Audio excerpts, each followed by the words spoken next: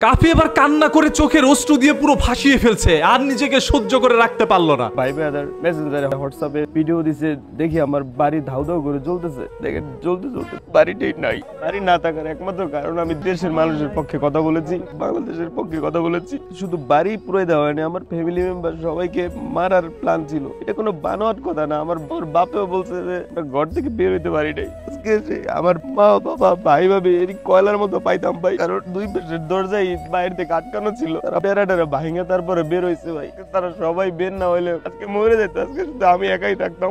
দেশের মানুষের জন্য শুধু কথা বলেছি। লাস্টে ধানমন্ডি 32-এও আমি ছিলাম। বিপ্লব ঘটাই এই সরকারকে বসালাম। এই সরকার কি করলো, কি করতেছে এই সরকার? নিউট্রাল করে একটা দেশকে দিলাম। আমার ঘর পড়তেছে, কালকে অন্যের ঘর পড়বে। পড়েই না, শুধু এটা মানুষ বাইরে ফেলানোর মতো সিস্টেম করে। এটা হাসিনা বিদেশ থেকে এসে আগুন ধরাই দেয় নাই, জিনপুরিতে এসে আগুন ধরাই দেয় নাই ভাই, মানুষই আগুন দিচ্ছে। দেশের আইন শৃঙ্খলা রক্ষাকারী বাহিনীর প্রতি আমি শ্রদ্ধাশীল। আমি 7 দিনের আলটিমেটাম দিছি এই সরকারকে ভাই। 7 দিনের ভিতরে তারা খুঁজা তাদেরকে আইনের আওতায় যদি না হয়, দেশের মানুষকে যদি দেখানো না হয়, যেহেতু আমার পরিবারকে মাইরে ফেলার চেষ্টা করা হয়েছে, সেহেতু তারা খুনি, তাদের যদি ফাঁসিতে না ঝুলানো হয়, 7 দিনের ভিতরে আমার এই পুরো বাড়ি ধরায় যদি পূর্ণ বাড়ি গঠন করার কার্যক্রম হাতে না নেওয়া হয়, আমি একাই রাজপথে লড়বো। আমি একাই রাজপথে আন্দোলন করব। আন্দোলন করতে গিয়ে যদি দেখি কোনো বেনিফিট না আসে, আমি একাই বিপ্লবী সরকারের ডাক দিব। কাফি এখানে বারবার বলার চেষ্টা করছিল, এই সরকার যদি 7 দিনের মধ্যে তার বাড়ির কাজ না করে তাহলে তিনি রাজপথের মধ্যে যাবে, এবং রাজপথে গিয়ে আন্দোলন করে যদি কোনো ধরনের ফলাফল না পায় তাহলে কাফি বিপ্লবী সরকারের ডাক দিবে। মানে এই সরকার দিয়ে কাফির আর হবে না, কাফির এখন নতুন সরকার লাগবে। আচ্ছা ঠিক আছে, বিপ্লবী সরকার আসলে কে, কাফি হয়তোবা সেটাও পরবর্তীতে জানাবে। এখন অনেকেরই ধারণা কাফি আসলে সোশ্যাল মিডিয়ার মধ্যে ভাইরাল হওয়ার জন্য এই ধরনের কাজগুলো করছে। কাফি তার প্রাক্তনকে পাওয়ার জন্য নাকি এই ধরনের কাজগুলো করছে। ভাই এক একজন ফেসবুকের মধ্যে এক একটা পোস্ট করে যাচ্ছে। তবে এই পোলার কি খেয়া দেয়া কোনো কাম নাই, নিজের বাড়ি নিজে আগুন ধরায় পুরাই দিবে? এটার পিছনে হয়তোবা কোনো রাজনৈতিক চাল বা এটার পিছনে করার ষড়যন্ত্র রয়েছে। দেখেন, প্রত্যেকটা দুর্ঘটনার পিছনে ছোট্ট একটি ঘটনা লুকিয়ে থাকে, আর সেটা উন্মোচন হয় সর্বশেষে গিয়ে। মাত্র তো ঘটনার শুরু, শেষটা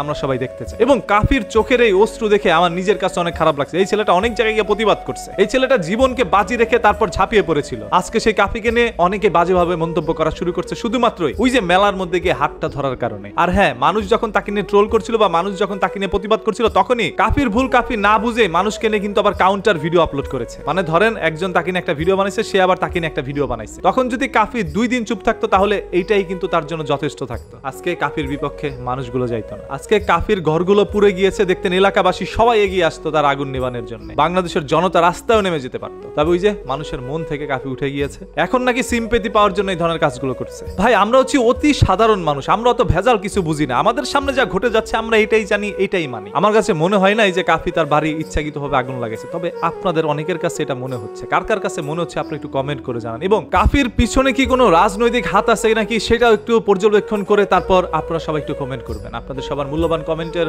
অপেক্ষায়। ওই যে কথায় আছে না, পুরুষ মানুষ কিন্তু সহজেই কাঁদে না, আর পুরুষের চোখের জল মিথ্যা হয় না। কোনো না কোনো জায়গায় আসলে কাফি আঘাতগ্রস্ত হয়েছে। কাফির এই বাড়িতে নানা ধরনের স্মৃতি জড়িয়ে আছে। আজকে সেই স্মৃতিটুকু মুছে গেল।